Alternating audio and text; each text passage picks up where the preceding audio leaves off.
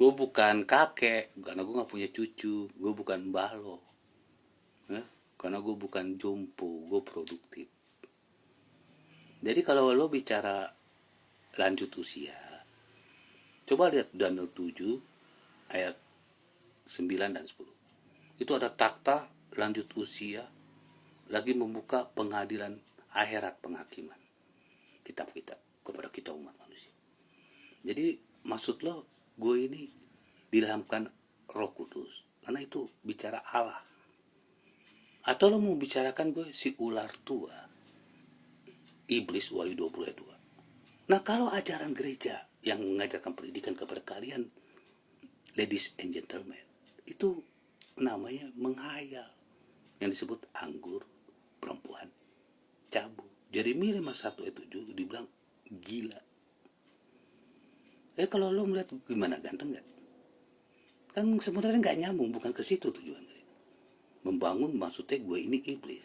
Nah, karena kalau lo Wahyu 20 ayat 2, kalau gue pakai Daniel 7 ayat 9, lo mau ngomong apa? Gue enak Allah.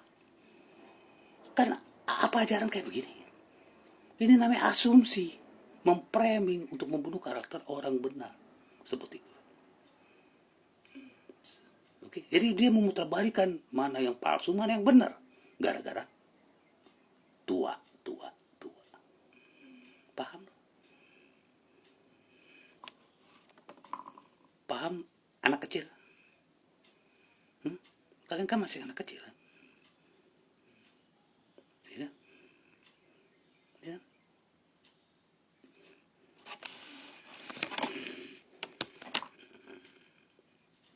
Jadi hati-hati. Babel ini adalah perdagangan dunia yang kalian gotong royong. Wahyu 18. Anggur yang dimaksud adalah satu ungkapan ajaran yang kehilangan akal sehat. Akal sehat kalian hilang. Makanya sekarang ini lagi rame dengan tua dari ajaran itu. Untuk membunuh karakter, seolah semua kebenaran Alkitab yang gue bawa itu adalah iblis. Jadi dibolak-balik gitu ya. Nah, karena apa? Karena mereka nggak tahu interpretasi Alkitab. Kan bukan ke 2 Petrus 1 ayat 21 mengatakan, yang perlu kamu ketahui, nubuatan kitab suci tidak boleh ditafsirkan oleh kehendak manusia mereka, gereja-gereja itu, tapi oleh dorongan Roh Tuhan. Oke. Maka 1 Yohanes 4:1, uji makanya dia dipimpin Roh Tuhan atau nabi-nabi palsu, roh setan. Nah, apa yang diuji? Nubuatannya, ajarannya. Jadi ketika dia comot satu ayat, maka asumsi pikiran kebenaran manusia yang dipakai ke kalian. Tua, saya ini iblis. Itu kan yang terjadi. Jadi mereka pikir dengan membangun opini kepada umat ini dan bangsa, supaya kalian tidak percaya dengan video-video nubuatan saya karena setan. Terus mereka yang dari Tuhan ajarannya. Pada saat dominasi ini bertentangan satu sama lain dalam pasal yang sama. Jadi kebenaran Kristus ini macam-macam dibuat sama dominasi gereja-gereja.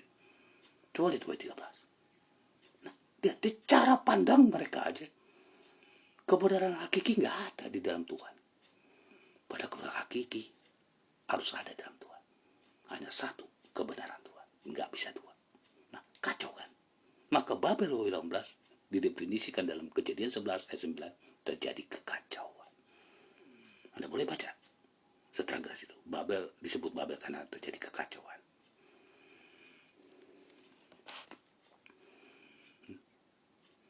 Ya. Saya masih muda. Jadi tujuannya bukan ke situ. Tujuan ajaran sesat dengan alasan ekonomi.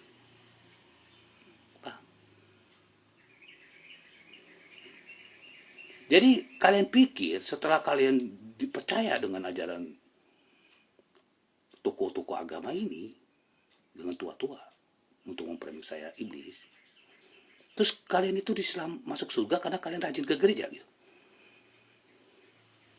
Terus kalian pikir kalian masuk surga karena kalian rajin berdoa gitu? Jemaat, saya balikin nih. Kalian pikir kalian selamat karena kalian rajin baca Alkitab atau ayat-ayat Alkitab kalian apa? Atau apapun liturgi seremoni yang kalian lakukan. Itu konsep keselamatan yang diajarkan gereja kalian pada saat dia mengajarkan saya ini tua atau iblis. Karena ajarannya asumsi. Ayat dengan asumsi dia. Makanya dikatakan kamu melakukan ibadah perintah ajaran manusia. Yesaya 29 ayat 13. Yesaya 29 bicara anggur Babel. Ungkapan Wahyu 18. Matius 7 ayat 21. Bukan setiap orang berseru kepadaku Tuhan, Tuhan akan masuk ke dalam kerajaan surga. Tentu Yesus di dalam gereja kalian bilang Tuhan kan? Di dalam doa kalian bilang Tuhan kan? Baca Alkitab bilang Tuhan kan? Kalian masuk surga. Tapi ya, Matius 7:1 mengatakan bukan setiap orang yang berseru kepadaku, kepada Yesus, Tuhan, Tuhan akan masuk ke dalam kerajaan surga. Jadi ketika sedikit-dikit Yesus, sedikit-dikit Yesus, apa kalian pikir masuk surga? Apa kalau kita mengakui Yesus dalam keadaan manusia, kita nggak masuk surga? Saya balikin. Dalam 1 Yohanes 4 ayat 2, mereka yang dipimpin Roh Kudus mengakui Yesus dalam keadaan manusia. 2 Yohanes 1 ayat 7, mereka tidak mengakui Yesus pernah datang dalam keadaan sebagai antikristus. Jadi Yesus itu manusia juga, Tuhan juga harus diakui dua-duanya. Itu Roh Kudus. Dan sekarang bukan yang berseru Tuhan, Tuhan yang masuk surga, tapi yang melakukan kehendak Bapa. Kuncinya di mana? Yang melakukan kehendak Bapa. Pertanyaannya, Anda boleh tanya pendeta A di gereja Anda, apa yang dimaksud kehendak Bapa? Dia akan berbeda dengan pendeta B. Anda boleh tanya dengan ketua konferensi, apa itu kehendak Bapa? Dia akan berbeda ketua uni. Anda boleh lihat. Kalau nggak percaya, silakan uji. Kenapa? Kehendak Bapa, asumsi dia yang dipakai. That's the point. Ajaran manusia.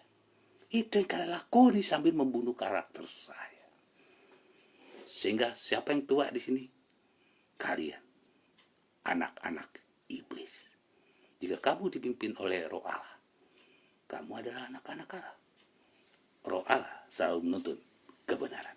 Yohanes 16 ayat 13. Roma 8 ayat 14. Apakah pendeta kalian bisa membuat kebenaran hakiki? Apa yang dimaksud melakukan kehendak Bapa? Jangan berbeda-beda. Karena kebenaran Allah adalah satu. Kebenaran adalah kebenaran. Apa itu kebenaran? Firman-Mu adalah kebenaran. Yohanes 17 ayat 7. Ketika firman mengatakan Matius 7 ayat 1, bukan berseru pada Tuhan Tuhan yang masuk tapi melakukan kehendak Bapa, maka kita cari firman yang berkaitan dengan kehendak Bapa. Itulah metodologi. Ini namanya ayat dengan ayat yang paralel. Dua atau lebih sebagai perbandingan. Apa kata Tuhan dengan ayat-ayat itu tentang kehendak Bapa? Di luar itu, asumsi pendeta.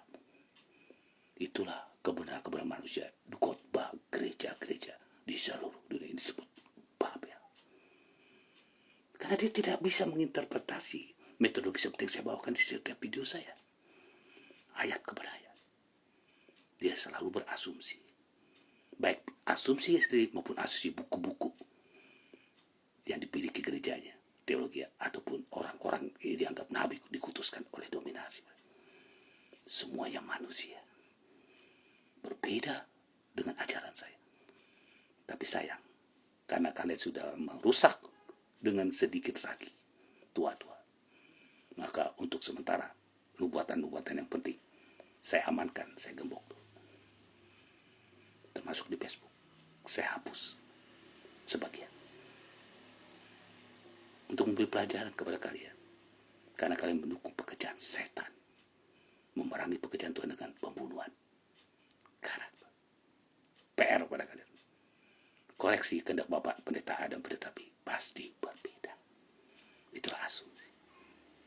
I got you, stupid.